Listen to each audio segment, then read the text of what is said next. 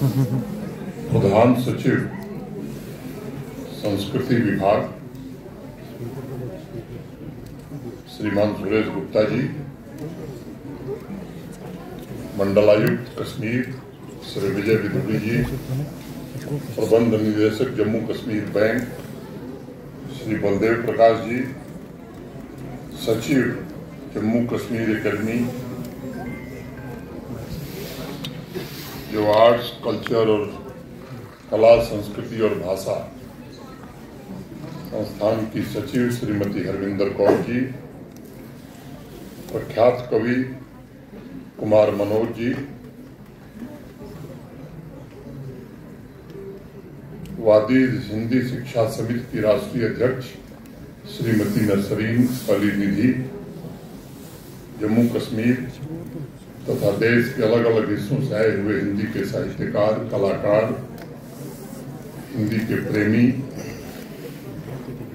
विभिन्न विद्यालयों के विद्यार्थी, देवियों, सज्जनों और मित्रों, जश्न संगम के शुभारंभ की मैं आप सभी को बहुत बहुत बधाई और शुभकामनाएं देता हूं। सुरेश गुप्ता जी ने, हरविंदर कौर जी ने और नसरीन ने जब इस कार्यक्रम की रूपरेखा बनाई तब उन्होंने कहा था कि जश्न संगम के दो प्रमुख उद्देश्य होंगे। पहला, विभिन्न क्षेत्रों, भाषाओं और संस्कृतियों के लोगों को एक मंच पर लाना, उनके बीच सांस्कृतिक आदान प्रदान को बढ़ावा देना, और दूसरा उद्देश्य होगा कश्मीर घाटी में हिंदी भाषा और साहित्य पढ़ने वाले विद्यार्थियों को प्रोत्साहित करना तथा युवा पीढ़ी को हिंदी भाषा और साहित्य की ओर आकर्षित करना। उस दृष्टिकोण से मैं मानता हूं कि यह आयोजन एकता और साझा सांस्कृतिक जड़ों के महत्व पर जोर देते हुए विभिन्न समुदायों में जुड़ाव और एकजुटता की भावना को प्रेरित कर रहा है। आजादी के पश्चात 77 वर्षों में कश्मीर जैसे अनेक अहिंदी भाषी क्षेत्रों में मातृभाषा हिंदी न होते हुए भी अनेक रचनाकारों ने हिंदी की सेवा की है।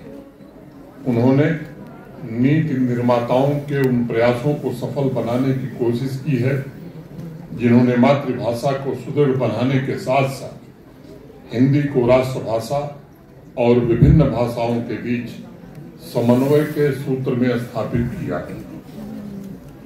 मैं व्यक्तिगत रूप से इसे एक भारत श्रेष्ठ भारत का साकार स्वरूप मानता हूं और यही विविधता में एकता का भी प्रतिनिधित्व करता है या प्रतिबिंब है। गुरुदेव रविन्द्रनाथ टैगोर को समर्पित इस सभागार में मैं उन्हीं की चंद पंक्तियां आपको सुनाना चाहूंगा।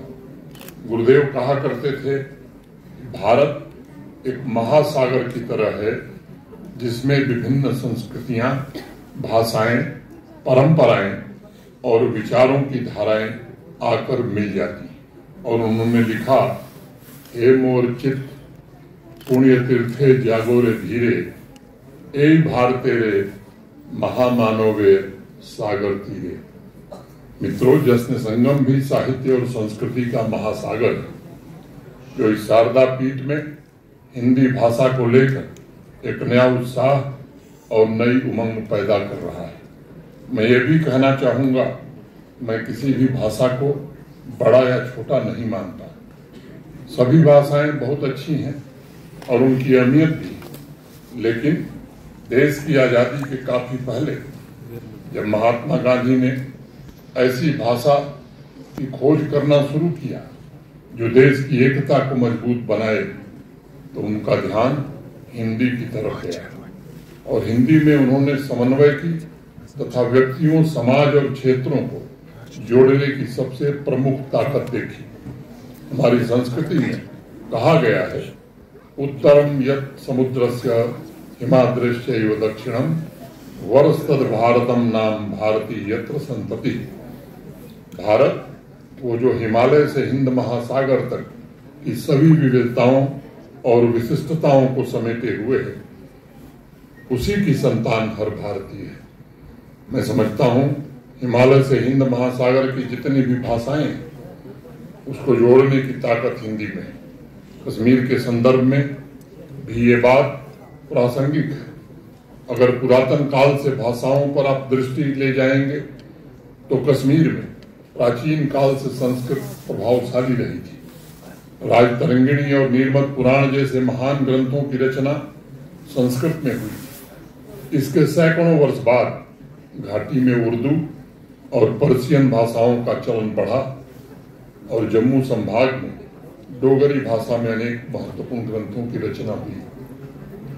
सन 1966 में राजकुमारी राजदान का लेख छपा जिसमें कश्मीर की व्याख्या करते हुए उन्होंने लिखा था, सुरपुर और कश्मीर दोन में को अति सुंदर, को शोभा को भौन, रूप को कौन समुंदर। कला, कौशल और संस्कृति की दृष्टि से कश्मीर का स्थान दुनिया में अन्यतम रहा है। कश्मीर का ऐसा वर्णन लगभग सभी भाषाओं में मिलेगा।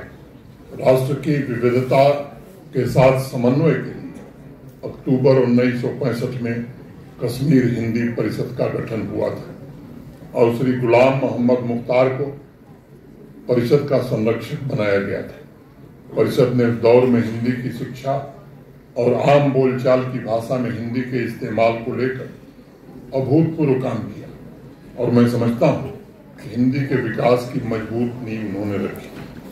डॉक्टर मोहिनी कौल जैसे हिंदी के साहित्यकारों ने कश्मीरी साहित्य के अनमोल रत्नों को हिंदी, ब्रज, अवधि से भी परिचित कराया और उनका तुलनात्मक अध्ययन इस बात को रेखांकित करता है कि भाषा अलग होने के बावजूद चेतना के तल पर भारतीय साहित्यकार एक हैं मन से।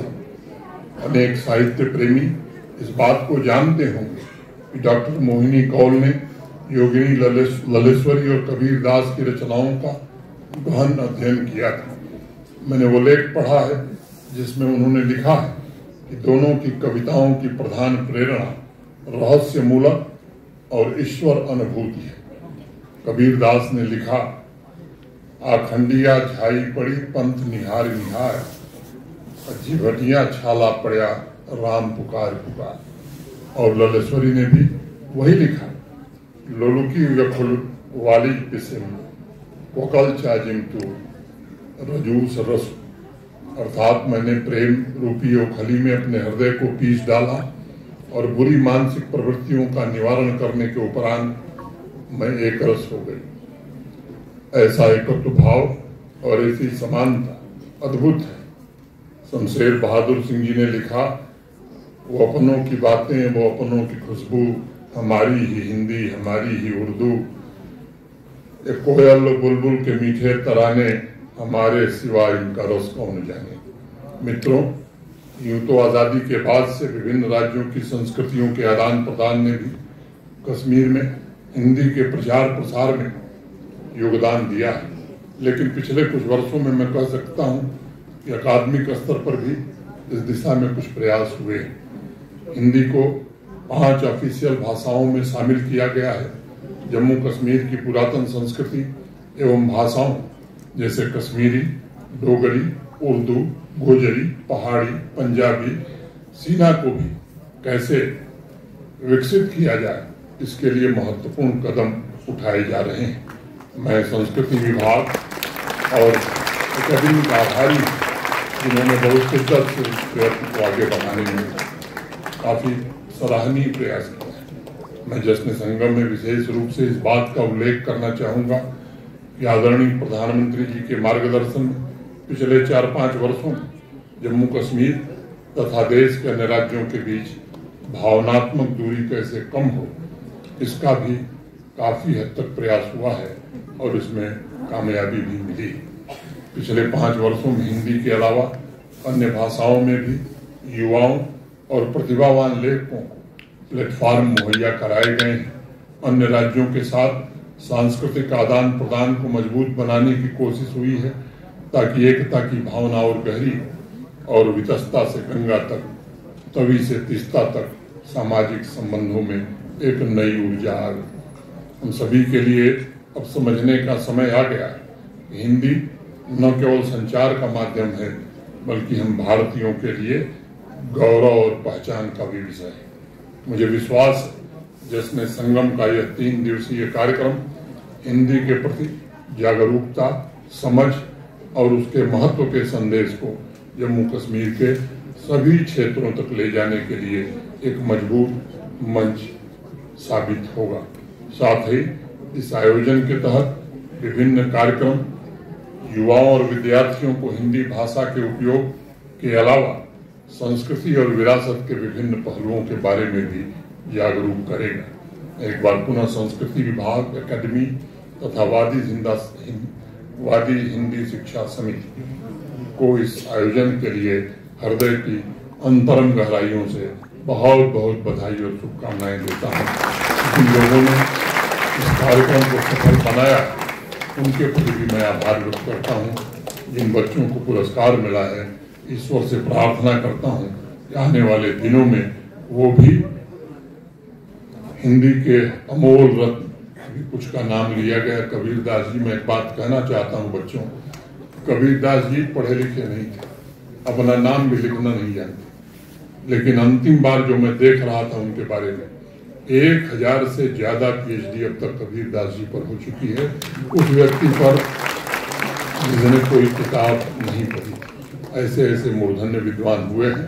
मैं समझता हूँ कि इनमें से भी हमारे बच्चे आने वाले दिनों में प्रेरणा लेकर निश्चित रूप से हिंदी का और हिंदुस्तान का, जम्मू कश्मीर का नाम रोशन करेंगे। बहुत बहुत धन्यवाद।